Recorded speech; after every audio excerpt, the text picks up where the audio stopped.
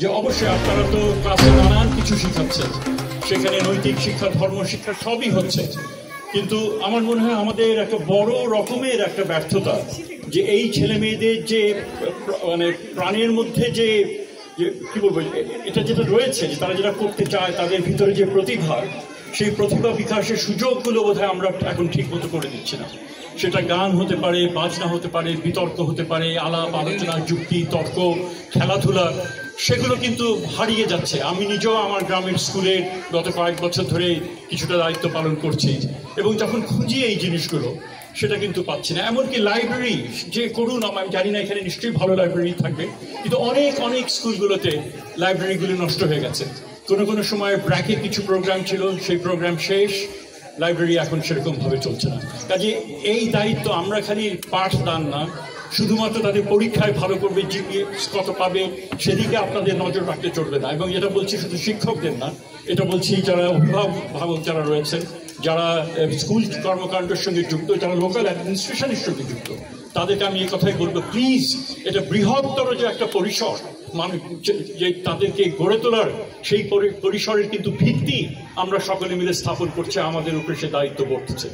আপনারা যদি সেই বৃহত্তর পরিসরের খালি মানে কিছুটা একেবারেই ইসের মধ্যে চলে যান, আমরা যদি সকলেই যদি মানে ছোট্ট একটা প্রবাহের মধ্যে থাকি এবং বৃহৎ জিনিস যদি না দেখতে পারি, তাহলে হবে না। আমাদের সুযোগ এসছে, আমাদেরকে বলবেন কি করতে হবে। অলরেডি আমরা কয়েকজন উপদেষ্টা মিলে আমরা ঠিক করেছি স্কুল কলেজগুলোকে এই যে সাংস্কৃতিক কর্মকাণ্ড, খেলাধুলা, এগুলোকে কিভাবে সচল করা যায়। নতুন বাংলাদেশ যদি আমরা গড়তে চাই, তাহলে আমাদের ওই পুরনো ভাবধারা থেকে বেরিয়ে আসতে হবে। এর মধ্যে বড় কাজও আছে, যে শিক্ষা কার্যক্রম সেগুলো ঠিক করা, অন্যান্য অনেক কিছু আছে, সেই তত্ত্ব কথা বলবো না।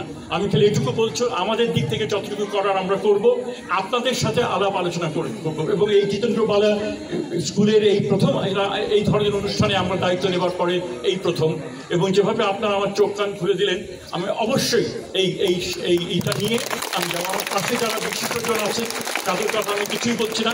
তারা বাংলাদেশের শিক্ষা, গবেষণা, সাংস্কৃতিক জগৎ থেকে শুরু করে বিভিন্ন ক্ষেত্রে সাংবাদিকতা, উজ্জ্বল নক্ষত্র, তারা সব আছে, এবং তারাও সেটা দেখলে আমার মনে হয় তারা এটা শেয়ার করবে।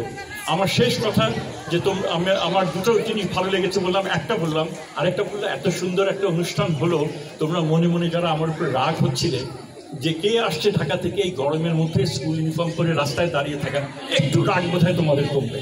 এটুকু বলে আমি শেষ করছি, এবং স্কুলের যে সর্বোচ্চ উন্নয়ন সেটা কামনা করছি আশেপাশের স্কুল থেকে, এটা বলে সবাইকে ধন্যবাদ।